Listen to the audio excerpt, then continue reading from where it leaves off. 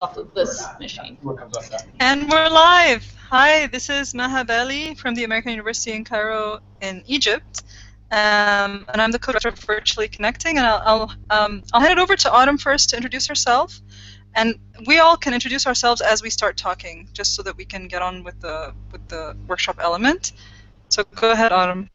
Hi, I'm Autumn Keynes. I'm a co-director of Virtually Connecting, and I'm here at the Digital Pedagogy Lab Institute in our breakout workshop on the Praxis of Virtually Connecting. And I have a Google Slides PowerPoint presentation, and we have some folks virtually who are going to talk about Virtually Connecting, why they do it, what it means, how it got started, all of those kind of things. Should I share my screen now, Maha? Okay, I'm going to attempt that. Let's just do the entire screen. You guys will see yourselves for a second. Sorry about that. I know that's a little jarring sometimes. But then I'll switch over here. And I want to do the whole screen, maybe? Well, I'm going to have to switch back to the virtual people pretty quickly, is the thing. But let's try it anyway. So, I just want to check in the virtual folks. You can still hear me and you're seeing my screen now? Mm-hmm. Yes, we can. Awesome, great. Okay. Seeing nothing right now, though. You're not seeing anything? It's fine now. It's just my fault. I just had to put it as the main thing so that people watching could see it, but now they can. Great.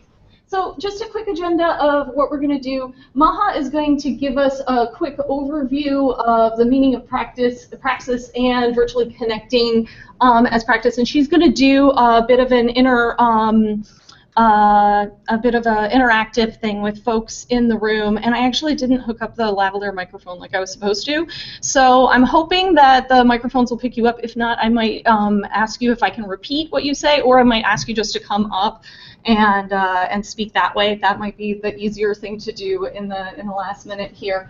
And then Michael Berman's going to talk to us about perforated meetings and doing meetings in a hybrid way. AK is going to talk to us about the idea of doing a virtually connecting conference. It's like an idea that we're kind of kicking around right now. Kristen's going to talk about India Tech. I didn't even see, is Rebecca with us, or are we playing the video?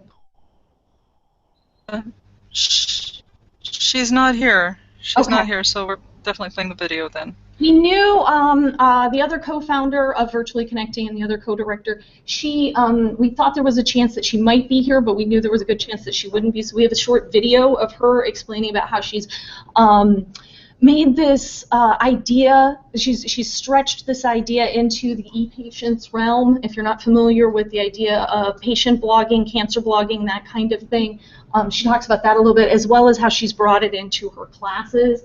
And then I'm going to introduce the empathy experiment, what that's going to be about. We're going to have a shared Google document for people to work in. Somebody's going to have to volunteer as a note taker. And we're going to spend about 10 minutes doing an empathy experiment where you will have a virtual person to talk to think about what it means to be at an event of some kind virtually. And then you're going to spend some time doing an action plan. And then we're finally going to have Audrey Waters, Jesse's here, Martha's going to come, and then I also just found out Tim Owens is going to jump in. And we're going to do a virtually connecting session from 5 to 5:30. So what does Praxis mean to you? This is Maha's portion, so I'm going to turn it over to her, and I'm going to keep the slides on. Keep the slides on, Autumn, because I was saying keep the slides on. I'll tell you why, but just keep them on. I would on presentation mode. Yeah. So you know, because the workshop's called Praxis of Virtually Connecting, when we were preparing it, I realized not everyone understands praxis to mean the same thing, and it means different things in different contexts. So if we can move to the next slide. What I'd like to do is, if people in the room tell us, you know, what are some keywords that come to their minds or definitions of praxis they have, and those of us who are watching virtually or are in the room virtually, can also speak up or can use this bit.ly, which is the presentation itself bit.ly, and this slide has space for you to write some of the words that come to your mind when you think of the word praxis. And I'll give us just a minute to think. If someone needs some time to think, you can start typing right away. And if you want to speak up, just let me or Autumn know. If you're on site, let Autumn know. If you're virtually, let me know. Or just talk, actually.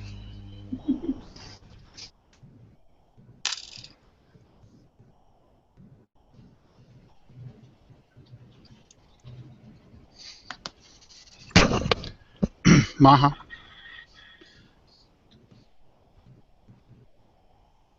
Go ahead, Terry. For me, praxis has always meant doing.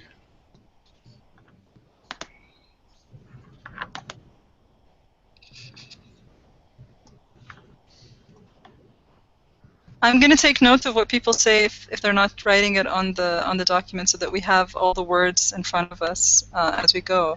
So for you, praxis always meant doing. Okay, Doing. let me write that. Okay. And I'll just read out some of the other things people have been writing. Wow, there's a lot of people in the document, which is good. So reflection before, during, and after action. Purposeful action based on reflection. Less yak, more hack. Okay. And intersection of philosophy and practice. Okay. Yeah, I'm going to keep it on the...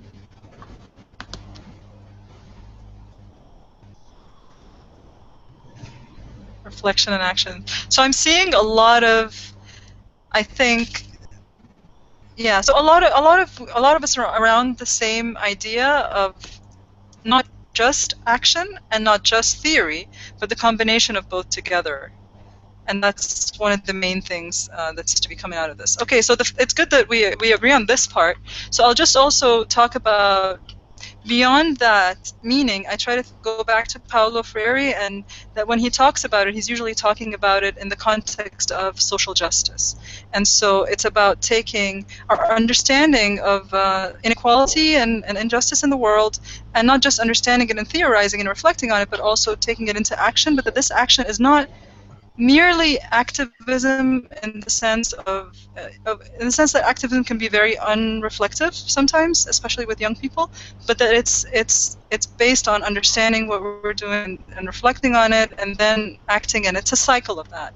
And with the emphasis on social justice and challenging the status quo that is unjust. And I think both the keynotes from Tracy and Kathy focused a lot on their own praxis, right? Their own reflective practice in the face of a lot of injustice and in the face of a lot of hegemony that they wanted to break down and to challenge. So I think people can keep writing on the slide, but I'll just move on and talk about how, for us, virtually connecting is that.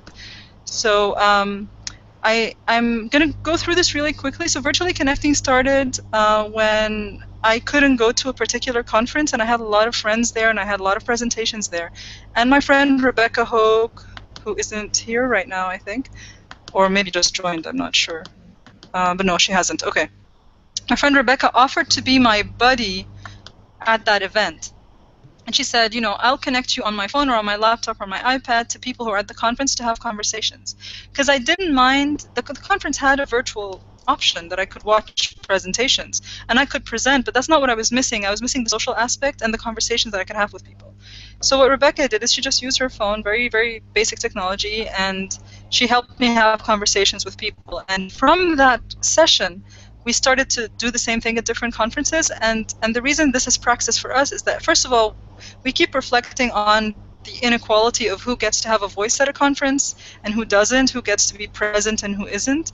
And what it means to incorporate those usually marginalized voices of adjuncts, women who have, especially those who have children, people who have physical disabilities, international scholars like myself, and that virtually connecting attempts to subvert that, and it also subverts the hegemony of content as the main important thing in a conference, and focuses on conversation, which we've started to realize it's kind of like, if you all have heard of connectivism and connectivist MOOCs, this virtually connecting is like a connectivist ongoing thing that happens at conferences.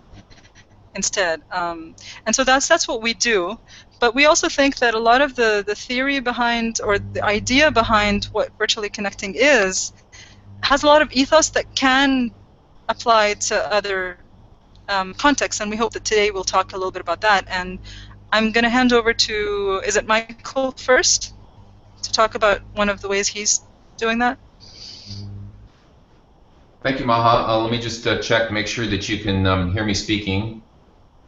Yes, we can hear you. You're good.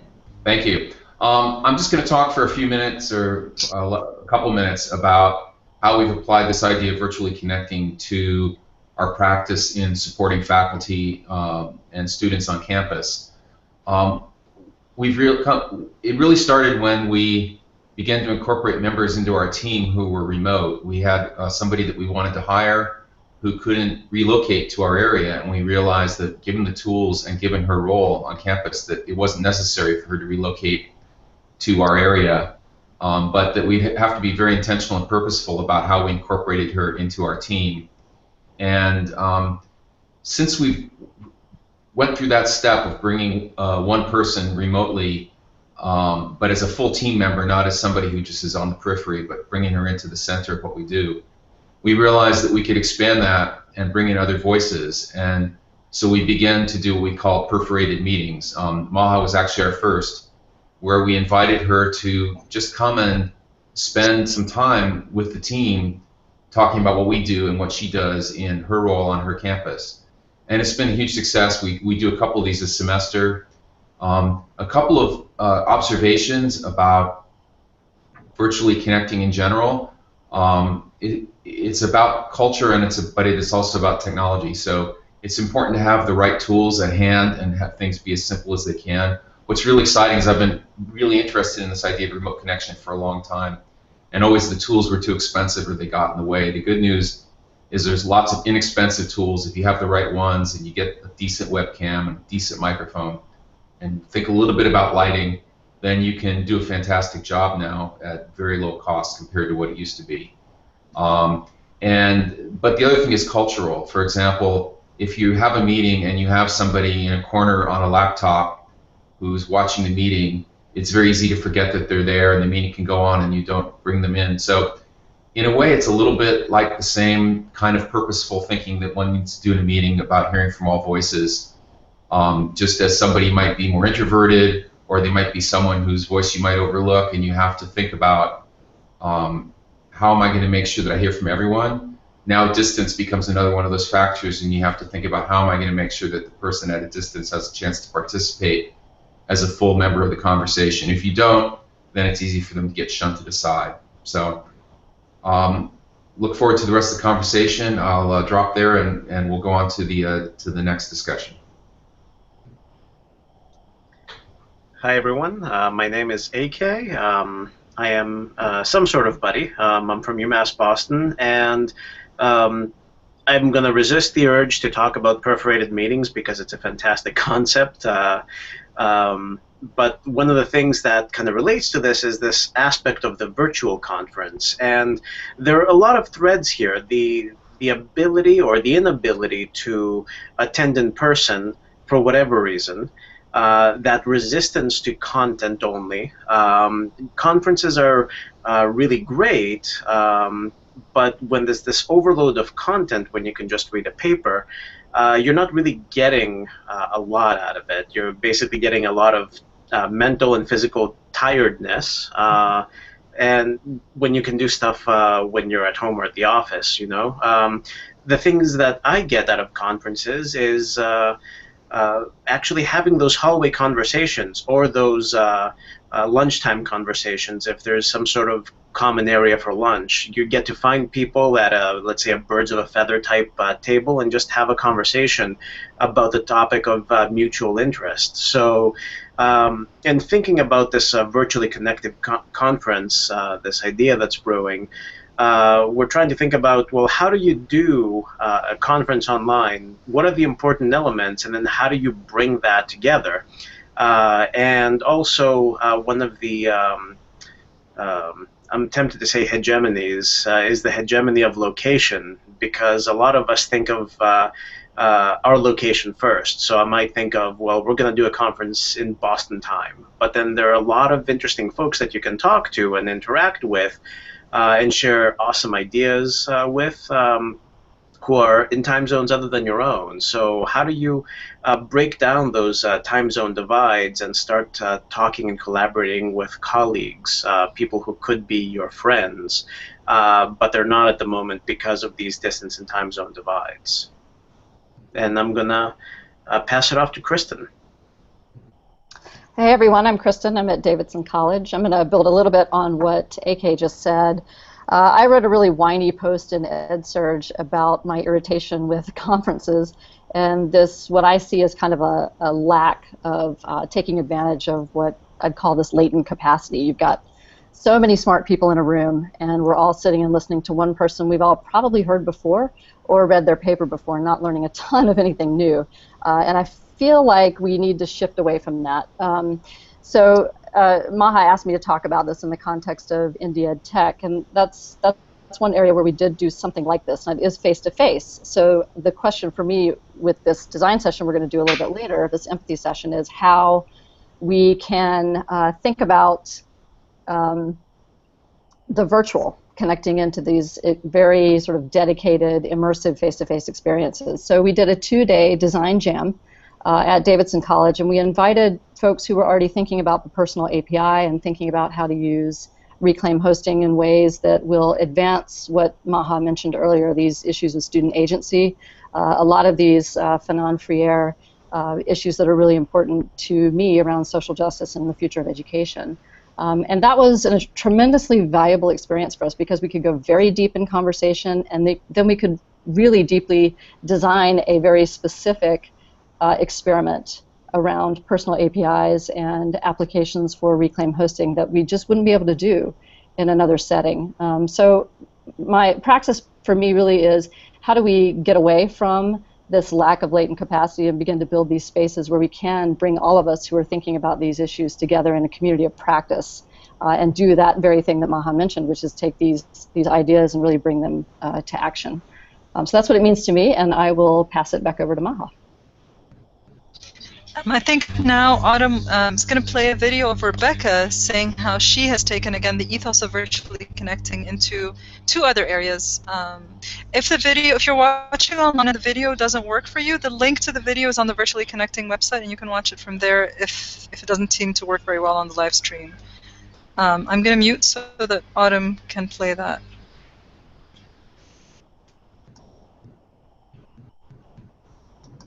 Hi everyone, I'm Rebecca Hogue. I'm one of the co-directors of Virtually Connecting. And I've been asked to talk a little bit about a couple of different things that I've done to bring Virtually Connecting beyond conferences. So sort of, you've heard about what Virtually Connecting is about from a conference perspective, bringing people together. I've taken it beyond conferences in a couple of ways. The first one is into my classroom. I teach online. I teach a foundations course in how to teach online, but also last semester I was teaching a foundations course in instructional design. And I was asked to do some synchronous sessions, and I don't typically teach synchronously. So I reached out to my friends and said, well, what do you do? Somebody actually, Alan Levine, mentioned that he does sort of a radio show kind of thing, and I was like, okay. Except that I didn't want to talk to myself, and I wasn't sure because it was optional for my students whether anyone would show up. So instead I decided to invite a couple of my friends. And one of the readings for the course from the previous instructor had been, what do instructional designers do? And so I decided that instead of having them read about what instructional designers do, I actually brought friends from different fields of instructional design, so from different aspects, into the classroom, and we had conversations. So it was very much like Virtually Connecting, having conversations instead of lectures. However, it was within the context of a closed classroom setting, and my students loved it. They were much better, preferred it much more than listening to someone lecture in a synchronous setting. So that's sort of one way where I've taken that conversation idea and the Virtually Connecting idea and brought it into my teaching practice. The other thing I'm doing is a passion project around engaged patients and patient engagement. And so the idea here is that we've got a field of people that are patient advocates that typically have some form of chronic illness or some sort of critical illness. And as a result of that, they're not an easy population to travel, right? So when you are dealing with severe fatigue or you're dealing with other barriers, you can't just get together and travel. And so Virtually Connecting is providing a space, a virtual online space where we can have conversations about specific things. And at the moment, we're having conversations about why we blog. So I'm talking to a bunch of different bloggers who blog about their illness. And trying to sort of explore, like, well, what brought you there? Why do you do this? Why do you share? And like the title, or the theme, we call it, is making the private public. And so the idea is, why do you share such private information in a public space? And we have conversations about that, and we're exploring things like digital health literacies and digital citizenship within the context of that health space and that patient advocacy space. And so it's actually becoming a very interesting thing, and that's just another example of how we can take this idea of virtually connecting, which is really about online conversations and people, like bringing people together to have conversations that matter, and bringing that into sort of different contexts beyond the educational technology context. And so those are a couple things that I'm currently doing. And again, I'm Rebecca Hogue. I'm a co-director of Virtually Connecting. Okay, before we break out into groups, I just wanted to see if anyone on site would like to ask any questions before we do that. We haven't had a chance to talk to you guys or see you. You were so far away. Well, let me stop sharing my screen for one, so that you guys are seeing us instead of seeing yourselves. And let me turn the microphone around this way. Does anybody have any questions right now? Comments? Okay. Bold statements, please. Jesse just waved, but I wasn't sure what kind of a wave it was. Yeah, was that a hello wave? Sean has a comment. I don't they're on the screen. That's so weird. Hi.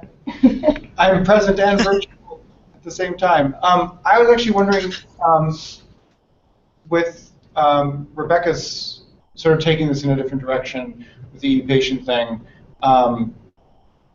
what other applications you see? I mean, I actually really appreciated what Michael was talking about regarding a remote employee, because that's actually something that I'm facing also, as some of you know, at Middlebury. But I'd be interested to know if there's other applications you guys have imagined beyond the conference, beyond specific projects, if there's other things that you see this kind of interaction helping out or working with. Do you have something specific that you wanted to bring up, Maha? I could talk a little bit. And actually, we talked about this a little bit at MPEI, is the idea of creating more of an open source and doing like a handbook that we'd put on GitHub and forking that. So, I mean, I could talk about that a little bit, but is there something else that you wanted to throw in, Maha? I think Terry wanted to say something here. Am I right, Terry? You wrote something in the chat. It occurs to me that the hypothesis is a great way for asynchronous. It's the greatest asynchronous tool for commenting on anything that you might want to bring to the conference, any papers or.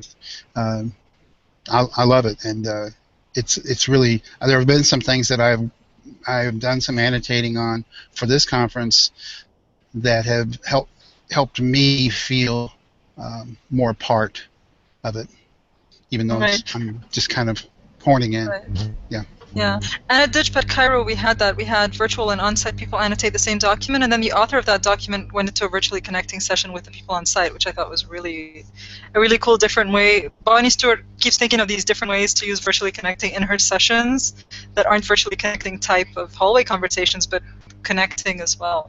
I think, Sean, my answer to your question is that's why we're doing this workshop, is that as we break out into smaller groups, in each of these groups you can start to think of different ways of doing it in different applications, and that's why I paired you with Michael, because I know you're both thinking along those same lines, and I paired Kristen with Jesse because I think they're going around the same lines. And so AK is going to join Kristen, right? So are we ready to break out, or do you guys want to change the format and just all of us stay together? I think we're ready to break out. Is there anybody else who has any comments or questions or anything? Okay, I think we're ready to break out. And so before we get started here, I do want to talk about the, each group is going to need a note taker. So I need somebody to volunteer to open up a Google document. And the URL for the Google document is really easy, actually. It is just bit.ly/praxis G1 for group 1 and G2 for group 2, and the virtual is GV. So can someone from here post it on to Twitter? So Laura, you're on the virtual group. Unless you want to go to any of the other groups, that's fine too. Yeah. So virtual folks, if you'd like, just let Michael or Kristen know if you want to join one of their groups. I don't know who's starting those hangouts or whatever, but feel free to go wherever you like. You're mobile. You're the most mobile people because you're virtual. What that's going to do is, and then that's going to bring up a document like this, and you're going to get Michael on, and Jesse, you're going to get Kristen on, and you guys are going to work through this document together. Yeah, I think it's maybe. Hallway, that's a thing. Or is it? Have you found that it works in the same space? You know, we used it at OLC, and it was okay. I think that each room is a little bit different. I mean, the room at OLC had higher ceilings, so yeah. I mean, if we have to, we're a small enough group. One of the groups could go out in the hallway if we had to. And I'll keep track of time and come out and get you when it's time to come back together, so I can play that role.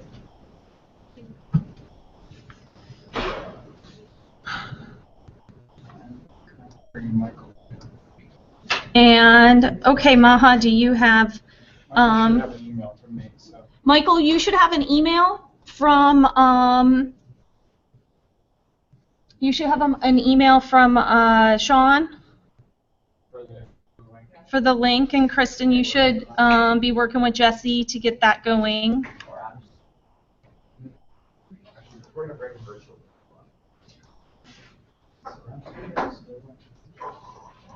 Okay, so virtual folks who are with us in the room, and even if you're not with us in the room, you can still open that document, bit.ly/praxis GV. And that document just has some questions. And since we're all virtual, actually, I hope Autumn is muting us soon or now. I haven't yet. Yes, I will. Okay. Because I'm going to say some things about the virtuals being more special because we don't have to do an empathy experiment because we're all actually virtual. Right. I mean, we're going to do it, but it's like we're all expressing ourselves, not interviewing each other, you know? So that's just one thing. And then we can start talking about action because we're all, we're virtual, so we can talk about how we want to imagine hybrid conferences or solving the kinds of problems that we have as virtuals. So Maha, are you ready to be muted then? Yes. Are you guys all set up? We're good. Okay, I'm going to mute you, Maha. Just stay around on Twitter in case something goes wrong. Or if you guys not hearing. So we have, how much time do we have? Not a lot of time, right? 20 minutes? Oh, I don't know what happened, but... Okay. All right, so... you guys can hear me, right?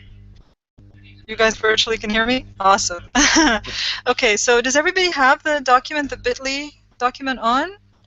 Let me actually share my screen so people can see that.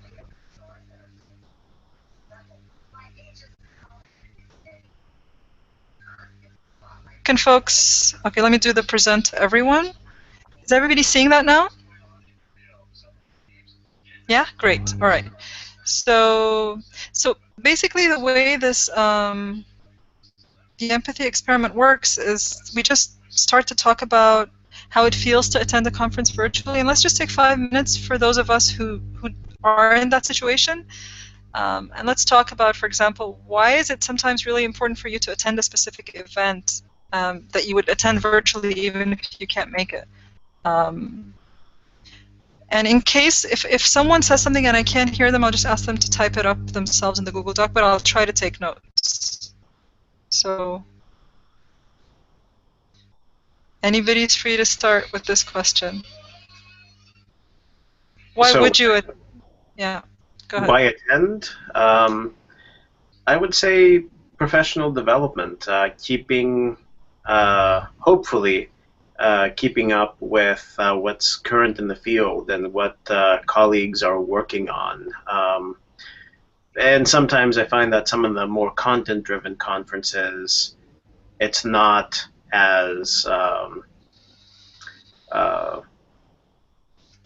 innovative, you know? And that's where the hallway conversations come in. They kind of fill in that need for keeping up. Oh, could you say more a little bit about this keeping up thing? Because that's an important point. Laura, are you helping me take notes? Because I know someone's typing. Is that you? It's not me, but I'm happy to. But I saw somebody's typing. Cool. Okay. Whoever wants to do it. Stephanie's doing it. Looks like Okay, go ahead. Stephanie. Can you tell me what you mean by that? Like this keeping up? Keeping up with trends and important findings in your field. So you might attend a session that's a real big letdown, but you might find people in the tables or seats next to you that have interesting points, counterpoints, critiques of the presentation, and then you end up having coffee with them or going off to a venue like a coffee place or a bar or restaurant afterwards, or even having lunch together if the conference provides lunch. So you end up exploring this much more in depth. Yeah, I'm curious how others feel like this can be done virtually. Well, Maha, I would like to add to AK's remarks that part of the keeping up for me is with the relationships. And sometimes that means keeping up with relationships of people who are not on my campus, who I went to grad school with or undergrad, but professionally they're still very much present in my work. And the other kind of keeping up with relationships is a chance to meet people in person who I've developed virtual relationships with through Twitter or other online spaces. So I think doing that virtually in a place like a virtually connecting session, there's a richness to it, there's an interactiveness to it that that maybe goes a little bit beyond this sort of ongoing sprawl of connecting via Twitter. May I add to what Laura just said? No, Stephanie's saying no, I can't. The point about being able to maintain or establish those connections of someone that you are only connected to asynchronously. This is because it's more of a conversation, even though it's still about an aspect of professionalism as well. It's what I think of as social learning, what I think of as even that original George Siemens connectivist model, where we're plugging ourselves in, we're part of the network, and the knowledge is in fact in the network. But being able to do all that and add a layer of social relationship, right? Because it's like, oh, gee, hi Terry, right? Because Terry and I are, we cross each other's paths a lot, and we're finally in a session together, right? That kind of thing. That aspect of it, I think, enhances the asynchronous relationship in a way that can't happen otherwise. Even when you happen to be online at the same time, and you start having that chat in terms of Facebook comments or Google Plus comments or whatever it is, or the tweets cross each other, there's all the nonverbals that go even with us as talking heads here, right, that don't seem to be there otherwise, that I think is important. And the other aspect is, I think, a comfort level of those relationships. Just doing this every few weeks, there were several months in between, when I think Maha first got me into a session, or it was at some other conference, or whatever it was. But just doing this every few weeks or so maintains the connection that is, I think, a little bit of a stronger connection than there would be if it was all in text. I think there's a difference. I think it's slightly more effective. I've had very effective and emotional relationships with people asynchronously and in text, but on Hangouts, whatever that is, goes to just a different level with that same person, I think. Yeah. It reminds me. Go ahead, George. No, just the fact that this is, I think, having both formal and informal aspects helps as well. So, for example, you can kind of do this in what I would call a standard webinar with a really hard agenda with, say the first part of this workshop, say that's all there is. And then maybe somebody squeezes in a few minutes for Q&A at the end, because that's what most webinars seem to be like. Yeah, you can have a little bit of that sense of social learning there, but it's far less because it feels like it's more presentation driven, it's more lecture driven, if you will, where there is one leader as opposed to a more egalitarian environment. This is a very egalitarian environment, regardless of who happens to be, on the main screen, with the rest of us running across, the bottom of the Hangout, right? It's still way more egalitarian than a webinar format, where there is a moderator or maybe two moderators, and you know that they're driving the train, and you've got to raise your hand to be recognized and all of that stuff, right? It's just this is breaking that model. So with that, let me go on mute because I'm chatting a lot here. This reminds me a little bit. I mean, I don't know how familiar people are with web technologies of decades past, but when we used to chat text only on IRC, or later on things like Yahoo Chat or MSN Chat, we started developing those connections, and I started meeting people in other countries and other parts of the U.S. In text-only chat rooms, and then there was a revolution brought on with the advent of Java on the web, where people had one-way, like walkie-talkie style communication on these web services, like Yahoo Messenger, for example, and that brought an additional. It upped the relationships. It made them more tangible, I think, because those individuals no longer they were no longer collections of text. They were people who had a voice, and you're able to hear that voice and that intonation and what made them as individuals. And then later on with things like Skype, I'm probably forgetting some other intermediate video-based conversations, you got to see them as well. So you get that sense of individuality and who people are through adding these additional layers of personality.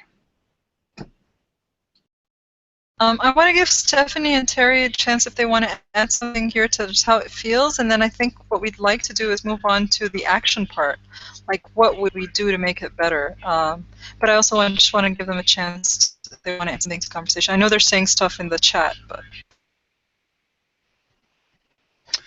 Well, I think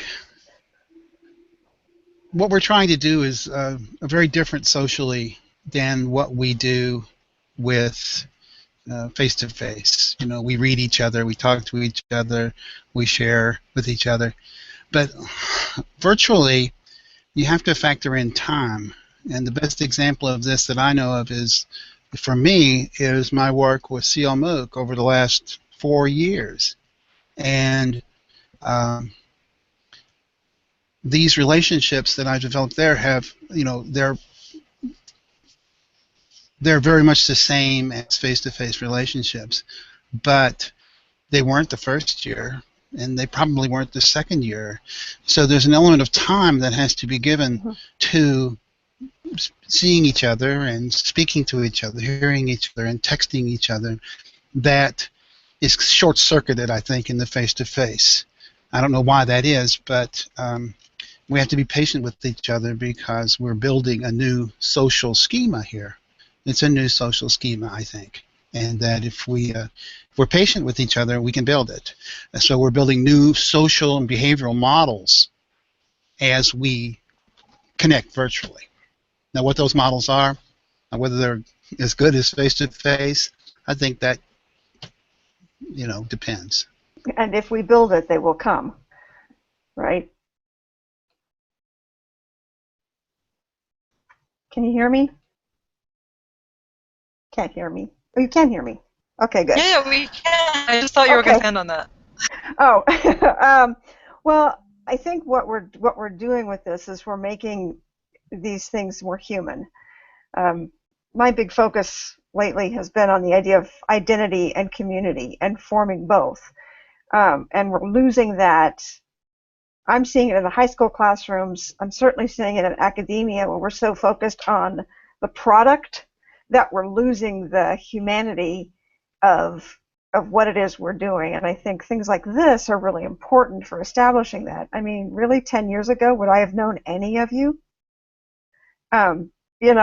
And now through these kinds of things, and like Terry said, it takes time and it takes energy and it takes purpose to develop these kinds of relationships. You don't have to do in a face-to-face world because you're just there all the time. But if I want to talk to one of you, I have to make the effort to reach out, and then you have to make the effort to reach back. And I think that makes the relationships maybe even stronger than a face-to-face. But I think what we're creating with this community is we're bringing together all these amazing diverse identities and demonstrating in a very real way that, yes, we can all work together. And if the politicians would shut up and look at what we're doing, we could solve all the problems in the whole world. I love that, Stephanie. I was just thinking that one of the things that you were mentioning is this intentionality of bumping into each other, right? Like you can't bump into each other unless you intend to. Like today you sent me a Facebook message. I could pretend that I was offline or that I was too busy and just pretend to ignore you. You would not know for sure if I ignored you, if I didn't get it, if I was offline, I just would have cried. And it's one of those, you tend to give person the benefit of the doubt online because they're not looking in your eyes and then looking the other way. You don't know. but it's also the fact that when we do connect, it does mean that the intention is there and that we're making an effort to do it, and that in itself is very valuable. Okay, let's move on to the action, because I think a lot of what we've talked about so far, a lot of it is already done by virtually connecting, but I'd like to think about ways of expanding that and improving the virtual experience, because there's there's still a lot to be done beyond what we already do. And so if we scroll down in the Google Doc and into the Design Jam section of that, and we start thinking about how can we improve the virtual space, how can we improve the quality of the virtual or hybrid, I think I'd like to put hybrid there, because we could do Hangouts totally virtually and not have anyone in the room ever. And that's a very different thing than when it's part of an event that's on site that we know that there was a keynote that we've watched. You know what I mean? It's different being part of this event than if we just went ahead and did it fully virtually. So I'd like to listen to what you guys have in mind for that. I don't know how valid this is. It's just an observation, but it seems to me that the number of people per computer or per hangout is important. When we've had virtual meetings and we try to bring in our faculty who are either in other states or overseas, having all of them on one Skype session, let's call them 5 or 6 people, and then another 5 or 6 people in the room, there seems to be that bottleneck, that computer. So I'm wondering, if there is a good ratio of number of people or number of heads per shared computer, and this really goes into the hybrid as well, because if you've got all of the virtuals on one side of the computer and then all of the physical people on the other side of the computer, is there a bottleneck, and how do you work with that?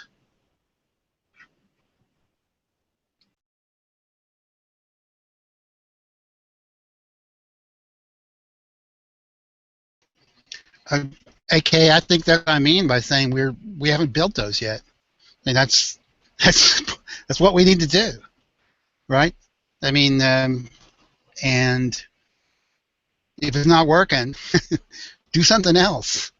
But I don't know what that something else is, you know, whether it's, I mean, you know, like you say, the technology, I mean, we can have 10 on here, and there, you know, there are certain limitations that way, but maybe audio, maybe just audio, I don't know. It just seems like this is one of the areas where we're trying to pour old wine into new bottles, and it's not working. That's not really a good answer. Sorry. The answer is always, it depends, no matter the question. And I think, you know, as a group, as a collective group, and as a community, we're creative enough that if we put our heads together, we'll come up with a solution. It just may not be in the next 10 minutes. But I think between all of us, I think we all have enough nuggets of experience and wisdom that when we put them together, I think we could figure it out. Let's see. I've got one thing, and it's actually just a comment generated by the fact that I was bugging Maha earlier about, is there any way to prep for this session? And she said, no, just show up, right? And which, of course, is working because it's the participant, and I don't think it would matter which 10 of us showed up, in a way, to kind of riff off what Stephanie was just saying, because there are more than 10 of us who can show up and make this thing work, right? So a Hangout could be full with another 10 of the people who have participated in virtually connecting, and it would be fine, you know, depending on who could make it today. But I think as a practical, maybe a practical thing for virtually connecting sessions is maybe ask all the attendees to make sure there's like one thing, like bring one thing, one question, one something to the session, and it may or may not fit.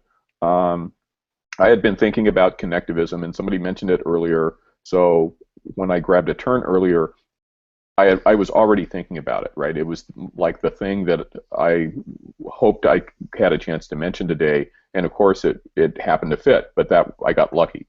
It wasn't on the official agenda, but I had, like my personal agenda, I had a thing to mention in case I needed to throw something in there, but it was what I wanted to say anyway, and then, you know, Laura said something, and then it just kind of rolled and it worked. And that was luck, well, but and serendipity or whatever. We can keep using that Google Doc for as long as you want, and you better join our Slack team so that you can continue all these conversations, because that's where we talk all the time. That's where we got a lot of our good ideas and our bad ones, but, you know, still. Hi, Willie. So, Autumn, can you guys hear us on site now? I think Autumn wants us to get back on site, because we have, after 5 minutes, we're meeting Audrey Waters. So Laura's asking how to join the Slack team. I'll say this live so that everybody else can hear it who's watching. If you just go to virtuallyconnecting/join-us, or if you just go to virtuallyconnecting.org, there's a join us link somewhere. And if you just fill out that form, it's just, we just want to know your Twitter handle and what kind of a buddy you're interested in being, if you want to be an on-site or virtual buddy or support us in other ways. And just that's how you get onto the Slack team. We have about more than 70 people. Not all of them are active, obviously, but some people are active at certain times. So we have some people in the UK who are just active when there's a conference in the UK. Because of time zones and all that, it's not always easy, you know. So, hey, Michael is back. Hi, Michael. Hello. Okay. Hello. Willie, I'm gonna actually, I think, ask you that you want to be on the Audrey Waters session. That's gonna be a different link that I'm gonna send. I can hear you guys now, just so that you know. Because we want Kristen to come back.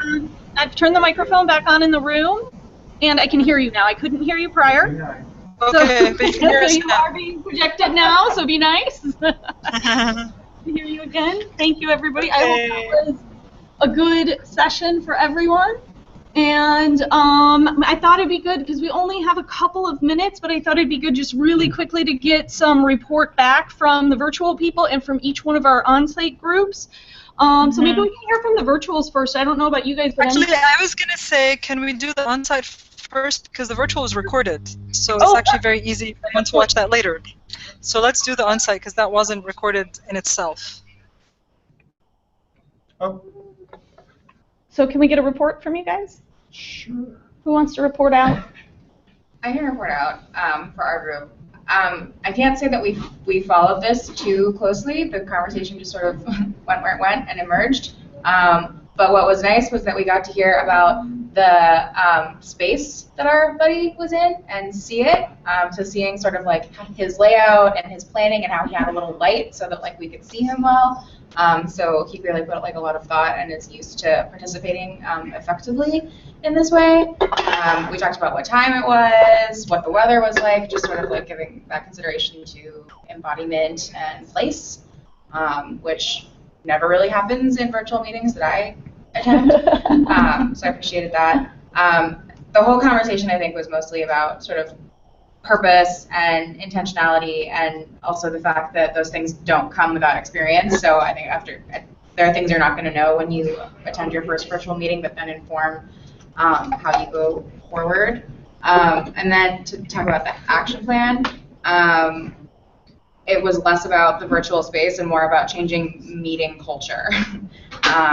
And that we have to be aware of what we're asking of a meeting and then use the appropriate technology, and that's true whether you're there face-to-face or virtually, that awareness.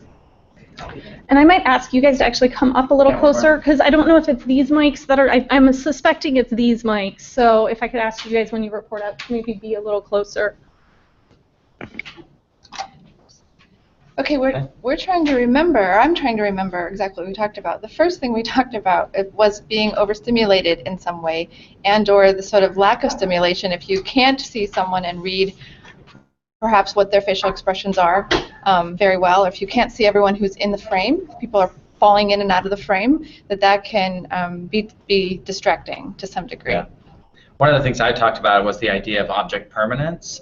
So thinking about when babies are first born, that if you take something out of the field of view, it ceases to exist. And in a face-to-face room, when someone walks out of the room, we think, oh, they're just on the other side of that wall here. But I think there's a way in which, in the virtual, if we can't see the person, they just literally aren't, they don't exist anymore in our brains. Like we don't save any brain power for engaging with them or thinking about them or having compassion for them, et cetera, et cetera. I'm just trying to remember what else we did. I think we talked a little bit about perhaps having smaller meetings beforehand to kind of get to know people before diving in. I think that's key, honestly. I think that human element, right? If you try to do too much too quick, you lose that, and so you need those smaller meetings to build that, and then you can maybe move up to the bigger ones. So I think letting go of productivity as the goal, which we should all do anyway to some extent, but that becomes all the more crucial when you're talking about virtual face-to-face collaborations. And something changes when you're recording too, right? I heard you guys talk about that too, and I think that goes back to maybe that idea of creating something, having something that's an artifact, right? Mm-hmm. And then I think the same applies for virtually connecting, like the way we work. We have a Slack team that's very private, so nobody else sees what we're doing in the back channel. And like before we go live here, we have a different kind of conversation where we tease each other a little bit more if we know each other well. And then those of us who don't know us, we start to get to know each other in those moments before we go live. So that's actually really true. And also in Sean, at Middlebury, there was a meeting we had with them where we asked them to come a little bit early so that we could socialize before we got into the meeting. And it really made a difference, I think. I don't know. Did I touch something? We got dark here and mute. Oh, I touched something. Oh, what happened? Did you miss the entire 1 minute that I said? We're back. Do we have audio? We have audio. What's the last thing you guys heard me say? I messed up. It was my fault. I was trying. It's okay. It's okay. Can you hear me now, though? Yes. We actually need to close out so that we can. Is Audrey here and Martha? No, is Martha here? Yes. Audrey, Martha, Tim? They're both. Awesome. But So I need the link. Yeah, we're all here. We're ready to go. Yes, I know. I just need to leave here so that I can create the new link, right? Okay. So this is going to be a very abrupt ending, and Autumn, maybe for the people on site, you can talk them through what's going to happen here. And Okay. I'll see almost everybody in a few minutes. Like whoever signed up for the next session, I'll see you in a minute. I'll just email you that link, okay? You'll email it to me? Okay. Yes, yes. Okay. Bye-bye. Thank you so much, and we can keep talking.